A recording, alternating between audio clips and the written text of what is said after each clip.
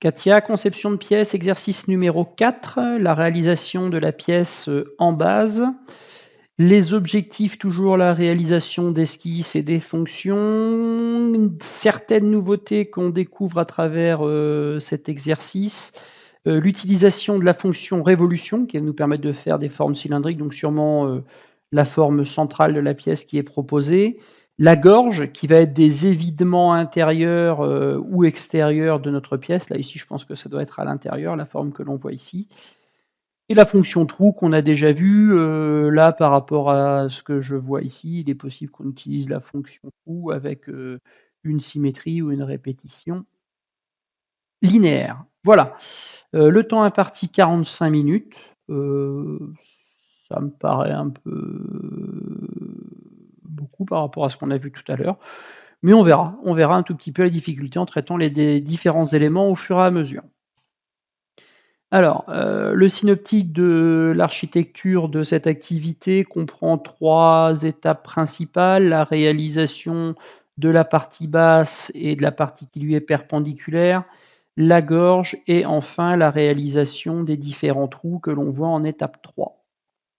OK, on va continuer. On va démarrer par l'étape 1, ça serait bien de commencer par le début effectivement. On nous propose de créer une esquisse. Alors moi déjà, je vais retourner dans mon CATIA. Dans mon CATIA, je vais créer une nouvelle pièce et ici, il nous propose de démarrer. Alors on va suivre les plans qui sont indiqués. Pareil, quand on vous propose l'activité, suivez bien les plans parce que quand vous allez utiliser des plans qui sont perpendiculaires les uns aux autres, si vous n'avez pas le bon plan au départ, ça peut être compliqué. On est donc dans le plan YZ, ça OK. L'esquisse. Si je regarde l'esquisse, j'ai un axe de révolution. Alors l'axe de révolution, je dirais qu'ici, il ne me sert pas à grand-chose. Si je vois que les côtes, tout est coté au diamètre ici, c'est que ça a dû déjà être réalisé, qu'on est revenu dans la forme après.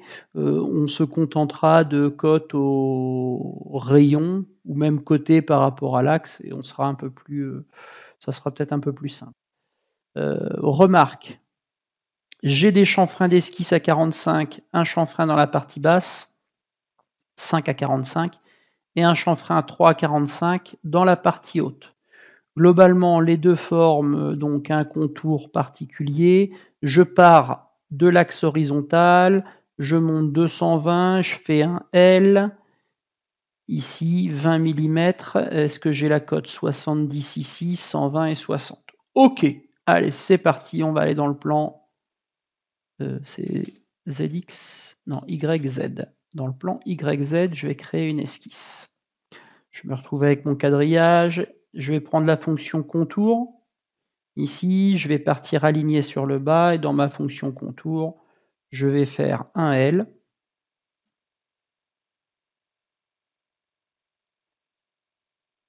Comme ce qui m'était proposé. Voilà, pour l'instant, j'ai quoi? J'ai la partie basse qui est alignée sur l'axe horizontal. Ça, c'est fait. Et puis, c'est à peu près tout. Alors si, ce que je peux faire, c'est prendre ici l'extrémité. Je vais prendre le point, ici. Je vais venir me faire un chanfrein. Ici, comme ceci. Alors mon chanfrein, je vais indiquer ici 5 mm. Comme ceci. Je prends mon point. La fonction chanfrein. Ici, je suis déjà, par défaut, je suis à 45. Et ici, j'ai 3 mm. Voilà, ce que j'ai créé en plus. Il va me rester toute la partie cotation. Donc là, je vais double-cliquer sur la partie cotation pour que ça reste actif. Et je vais positionner ma cote. La première, c'est du 220. Alors, pas de panique, ça va se déformer effectivement. Bah ouais, parce qu'en fonction de l'échelle que vous avez, de la représentation que vous avez, ça va forcément se déformer. Ouais, ça c'est sûr. Donc, on ne va pas s'inquiéter de ça. Par contre, pendant qu'on y est, on va bien indiquer, garder. Là, on ne code jamais un chanfrein comme ça, on va toujours être en direction de mesure. Alors, on est à ici. C'est vrai que c'est important. 220. On va positionner nos codes de chanfrein. Notre cotation ici, clic droit, direction Non, avant de faire direction, ça serait bien de faire une cote. Direction de mesure, donc là, on va être, horizontal. Ici, j'ai une cote de 5. Je vais refaire la même chose. Direction de mesure verticale. 5. La même chose ici. Je prends mon trait. Direction de mesure horizontale. 3. Je prends mon trait vertical. 3. Voilà une première partie de mon esquisse qui est créée. Ensuite, je vais avoir les codes par rapport au diamètre. Donc j'ai du 160. Alors, quitte à être feignant, on va prendre l'extrémité ici, on va prendre mon axe. Je double-clique. Ici, il m'a dit que c'était du 160, mais on est au diamètre, donc je vais lui demander de diviser par 2. Et Katia, il est assez intelligent pour faire l'opération tout seul. Alors, j'ai une autre cote ici entre là et là. J'ai une autre cote entre là et là. Et je dois avoir une cote d'épaisseur entre le haut et le bas, ici, comme ça. Alors, je préfère directement toutes les mettre et j'irai les éditer après. Je vais essayer de m'en souvenir. J'ai une cote de 20 dans le haut. J'ai une cote de 70 de diamètre. Allez, on ne va pas surestimer, on va le faire gentiment. Ici c'est du 70 divisé par 2, donc du 35. Et il me reste les deux dernières cotes, ici du 120. Une seule même, je pense. C'est la cote de 120 ici. Voilà mon esquisse intégralement terminée. Je vérifie, je sors mes cotes, voir s'il n'y a rien de choquant. Mon 60, je le ramène à l'intérieur. Mon 35, je le ramène à l'intérieur. Je sors un tout petit peu mes traits de cotation pour bien tout visualiser, mais ça a l'air de correspondre et il n'y a rien de choquant. Voilà, à ce stade, pour moi, l'esquisse, elle est conforme. Je vais sortir de mon esquisse. Et on va nous demander de réaliser une révolution. Alors, la révolution, c'est un bouton qu'on n'a pas découvert encore, c'est ce bouton-là, où on voit des parties cylindriques, tourne autour d'un axe. On fait une révolution à 360 degrés. Il a bien sélectionné l'esquisse 1. Par contre, il veut savoir par rapport à quel axe on va tourner. On va tourner par rapport à l'axe vertical, ici. Et je valide par OK. Voilà. Ma pièce a bien été réalisée. Si je regarde l'intérieur, j'ai bien l'intérieur de ma pièce ici qui est réalisé. Je vois bien le chanfrein de 5, le chanfrein de 3. Et dans la partie haute, je vois bien le trou que je retrouve sur ma pièce. Avant d'aller plus loin, encore une fois, on prend les bonnes habitudes, propriétés. Dans la pièce, elle s'appelle en base. OK. Je vais faire un fichier, enregistrer sous. C'est le tuto numéro 4, 04, en base, enregistrer. J'ai enregistré ma pièce et j'ai renommé son arbre de construction. Pour moi, la page 32, on peut continuer, c'est fait. Ensuite, sur le plan XY, on va définir l'esquisse suivante. C'est quoi? L'esquisse suivante, c'est un carré de 250 par 250. Ouais. Remarque, mon carré, il est symétrique et il est symétrique surtout par rapport au centre du dessin. Donc là, on va voir un nouveau bouton. Et ce carré, il a pour caractéristique d'avoir un rayon de 15 à chacun de ses extrémités. Allez, c'est parti. On nous demande d'aller sur le plan XY, de créer une esquisse, ici, comme ceci. Alors, première chose, plutôt que de prendre la fonction rectangle, qui ne va pas nous permettre de nous positionner, sachant que nous, la forme, elle est centrée par rapport à notre repère. Vous allez étendre la sélection comme ceci, et on va choisir rectangle centré. On sélectionne le centre du cercle, et automatiquement, vous avez les symétries qui sont créées. Alors ça permet de gagner quand même pas mal de temps, hein. Donc là, je vais positionner par la suite mes cotes. Il semble que c'est du 215 par 215. Et comme vous êtes automatiquement symétrique, quand vous positionnez l'un, il vient automatiquement modifier et se déplacer pour faire l'autre. Voilà. Et là, tout est bien positionné. Alors, pourquoi je suis en blanc?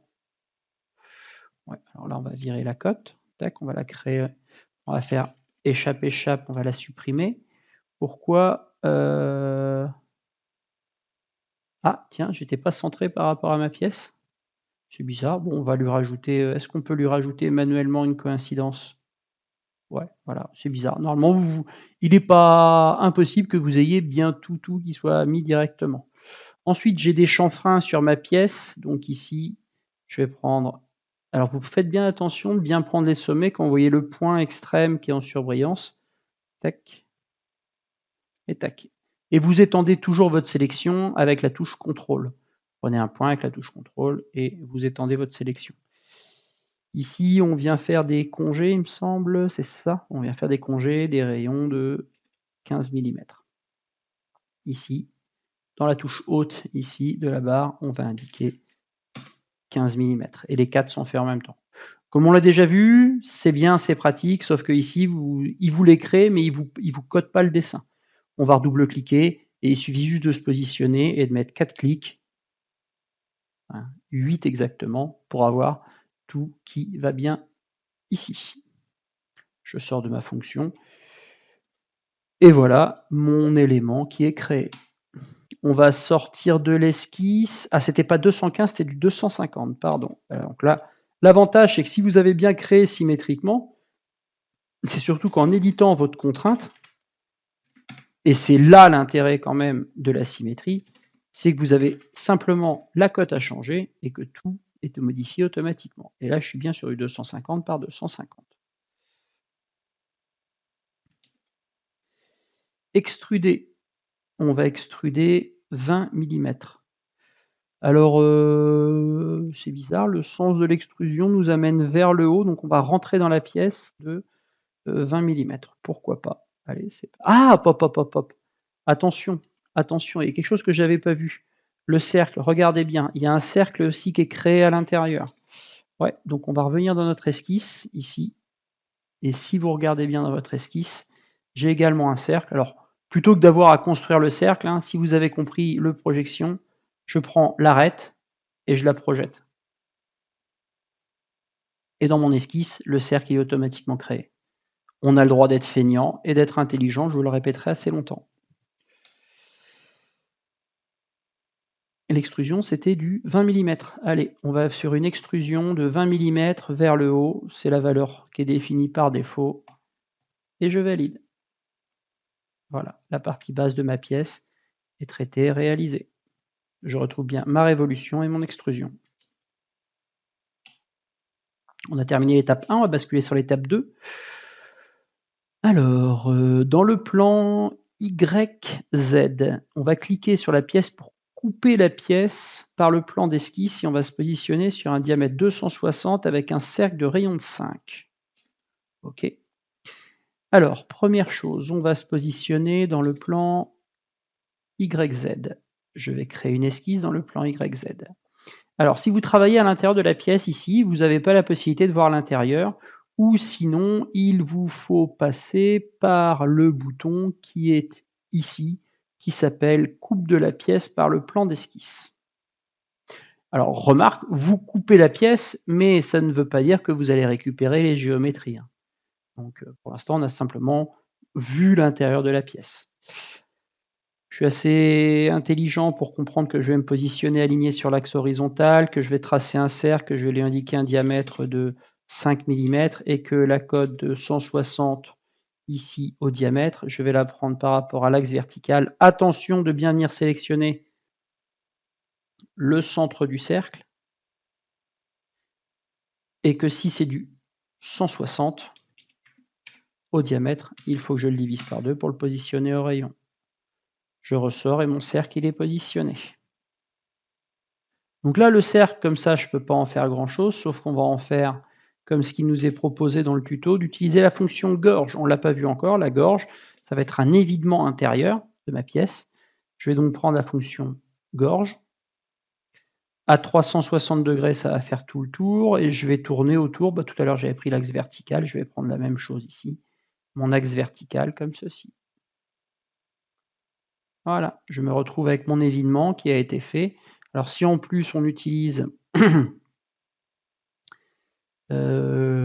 la vue en coupe. Alors la vue en coupe, on l'aura que tout à l'heure. Je vais pas la voir ici. On a terminé l'activité, l'étape 2. Alors on n'a pas fini avec l'étape 2. L'étape 2, je vais avoir la même chose, mais cette fois-ci dans la partie haute. Alors, là, la forme, elle est un peu particulière, dans le sens où j'ai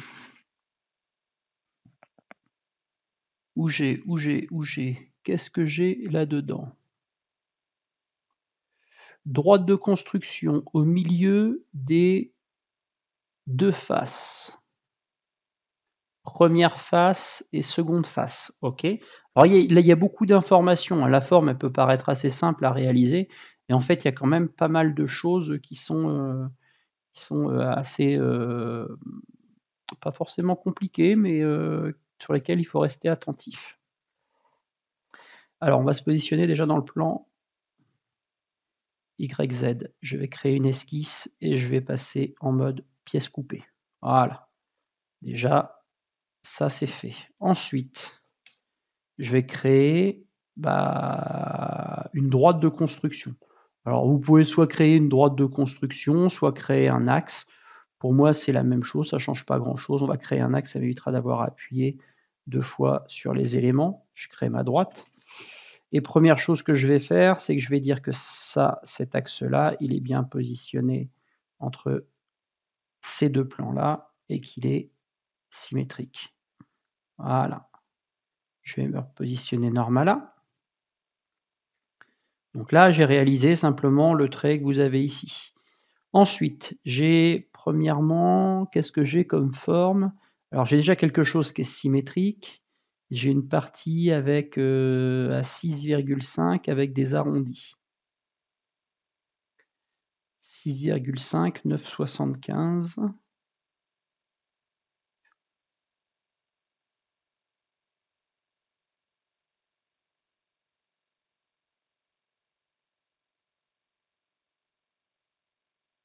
OK. Alors j'ai un premier trait. OK. Alors moi je le ferai partir, comme ceci, comme ceci. C'est pas tout à fait droit, donc on va se mettre comme ça et comme ça. Voilà. Alors j'ai positionné mon contour, il va falloir maintenant que je le cote. Dans les cotations, j'ai ici l'extrémité par rapport à l'axe vertical ici. J'ai une cote de 35 mm qui apparaissait. Ensuite, j'ai une cote de largeur totale de 9,75. Je vais prendre ma cote et je vais la déplacer.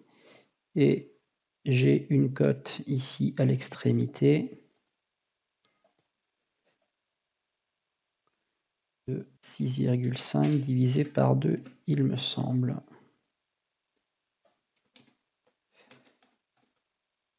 « 6,5, 70, ah non, c'est 9,75. 9,75, si c'est ça, OK. Alors il y a une cote qui apparaît pas sur le dessin, c'est une cote ici entre là et l'axe horizontal. Ici, j'ai un angle de 7 degrés, comme ceci. Voilà. Alors, j'ai à l'extrémité de ma pièce ici, de ma forme, un arrondi, comme ceci. Il est possible, OK, et on va mettre le rayon derrière. On va le redéfinir. Ah, c'est parce que vous avez... mince, pardon. Il ne faut pas mettre notre rayon. On va mettre la cote, on va la sortir de notre dessin pour mettre le rayon de 2,5 comme ceci. Voilà, mon esquisse, elle est intégralement verte et je vais pouvoir, ici derrière, alors je vais cliquer sur un trait, clic droit, objet, recherche automatique pour qu'il fasse la sélection. Ma sélection est faite, je vais prendre la fonction miroir par rapport à l'axe et je me retrouve bien avec ma forme qui est réalisée comme ceci, automatiquement. Je sors de mon esquisse pour visualiser ce que ça donne et je me retrouve bien avec ma forme. Et on nous demande de réaliser derrière une gorge. Donc on va faire une gorge de ceci. Je prends la fonction gorge. Il n'a pas l'axe, donc on va aller lui donner. Il veut quoi comme axe? On va lui dire que l'axe... Ah, par défaut, il a sélectionné l'axe qui était là. Donc moi, ce n'est pas ces axes-là. L'axe que je veux, c'est celui-ci. Voilà. L'axe sketch, c'est l'axe que j'ai utilisé pour dessiner. C'est peut-être pour ça que lui avait fait le choix de prendre un trait de construction qu'il avait passé en pointillé plutôt qu'un axe. Sinon, par définition et automatiquement, il sélectionnera l'axe. Après, il faut juste être capable de faire la modification dans la boîte de dialogue. Bon, ça a l'air de se construire. Si on regarde notre aperçu, effectivement, ça marche. Étape suivante. Étape 3. Alors, on va sélectionner l'arête, puis la face comme indiqué, et on va réaliser des trous. OK, alors cliquez et réalisez le trou suivant.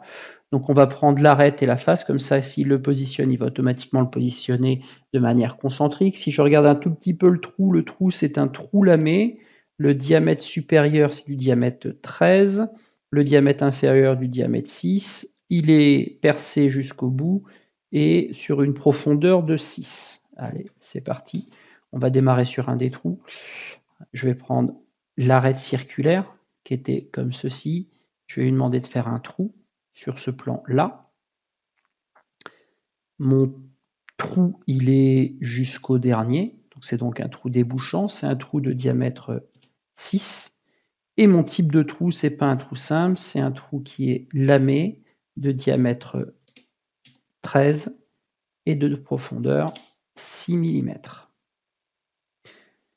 Normalement, si j'ai bien travaillé, j'ai même pas besoin de passer par la fonction éditer l'esquisse et de le positionner parce que les trous seront automatiquement concentriques. Je valide le trou et si je regarde, mon trou il est bien positionné. Alors, il vous propose de faire la même chose sur les 4 autres trous. On va pas se mentir, je trouve que c'est un peu redondant de faire la même chose, sachant qu'on peut faire mieux et plus rapidement. Mieux et plus rapidement, il y a la fonction qui pour moi me paraît la plus rapide, même si en termes de logique, c'est pas forcément la meilleure. Pour moi, la plus rapide, c'est de prendre la fonction miroir, étant donné que ma pièce elle est symétrique par rapport à ses plans centraux. Je prends mon trou, je lui demande de faire une symétrie. Première symétrie, je vais la faire par rapport à ce plan-là. OK.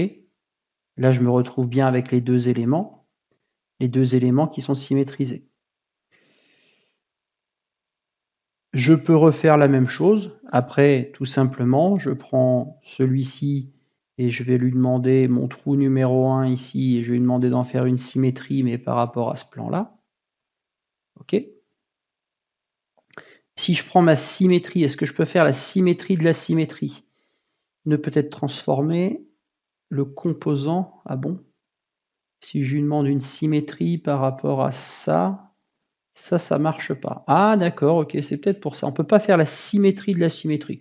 Alors après, il y a tout simplement la deuxième solution qui de on va arrêter avec la symétrie parce que, il aurait été même plus intéressant de faire une répétition ici.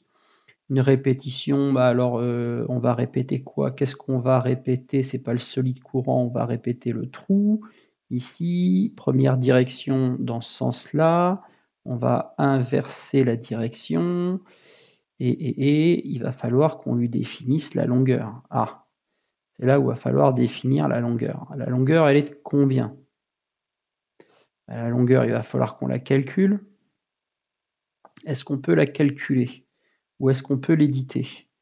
Alors, si je reviens un tout petit peu dans ce qu'on a fait depuis le début, là, on a positionné l'axe de notre trou et on a dit qu'il était coaxial à l'arête qu'on a sélectionnée. Sachant que, là, il y a un petit calcul mathématique à faire.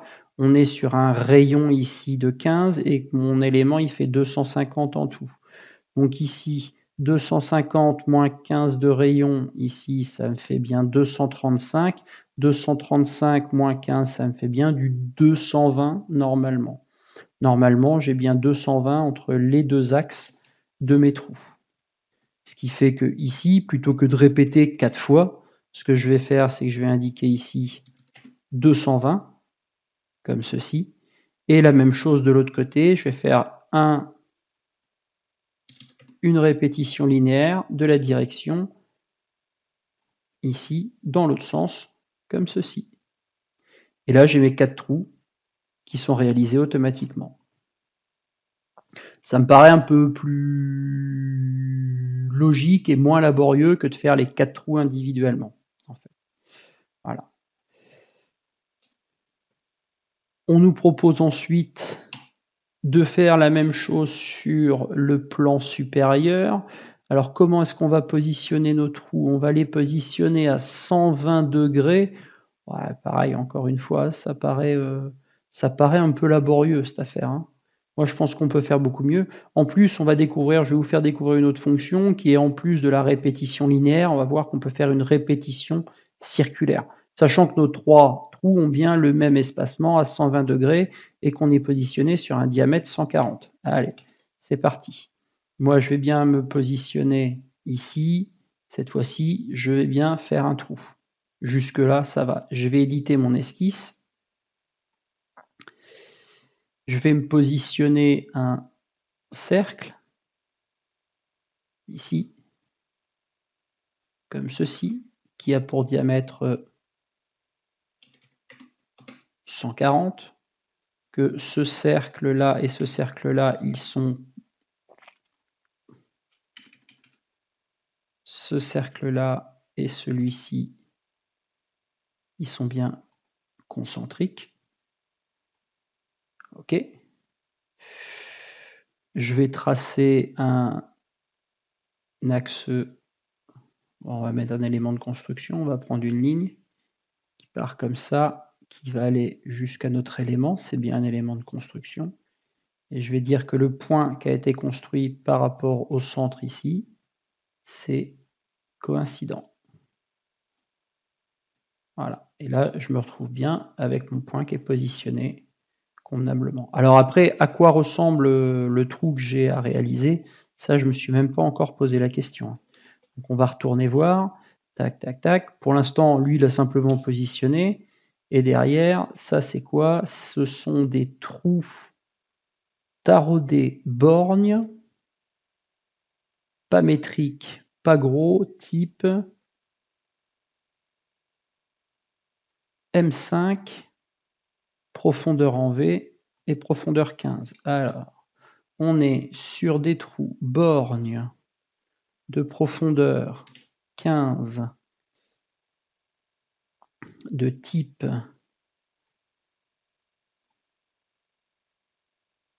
simple. Il me semble que c'est du simple. Hein. On est sur du simple, ouais. La profondeur en V, on n'est pas sur un trou à fond plat. Profondeur en V, c'est ce qu'on utilise la plupart du temps quand on prend un forêt sur un trou borgne. Et que j'ai un trou qui est taraudé, pas fin gros, et on est sur du M5. Voilà. Et donc là, il vous met directement les différentes entités et vous ne pouvez pas changer les éléments. Alors on pourrait modifier la profondeur de taraudage. Est-ce qu'on nous indique la profondeur de taraudage? Non, pas forcément. Donc on va laisser la valeur de base. OK, voilà. Et là, je me retrouve avec mon trou ici. Alors plutôt que d'utiliser ce qu'il propose, moi ce que je propose de faire, c'est de faire plutôt une répétition circulaire. Alors déjà, première chose, la direction de référence, bah, c'est le plan. Donc moi déjà, ce que je ferai, c'est la direction de référence, c'est ça. Par contre là, l'élément que j'ai à copier, c'est pas le solide courant. Moi, l'élément que j'ai à copier, c'est bien le trou taraudé numéro 4. Voilà. Donc là, il m'a mis, si je lis dans la boîte de dialogue, il m'indique 2 éléments à 45 degrés. Moi, en fait, en tout, il y en a 3. Et ces 3 trous, ils sont positionnés à 120 degrés. Comme ceci. Ça me paraît pas mal. Voilà. Donc ça me paraît un peu mieux, ici, à réaliser, un peu plus cohérent plutôt que ce qu'il propose, lui. C'est terminé. On va sauvegarder, on a bien renommé fichier. Bon, on va vérifier, on peut faire un enregistré sous et écraser notre enregistrement. Oui, on va l'écraser pour être sûr. Et au moins, tout est sauvegardé. C'est bon pour l'exercice numéro 4.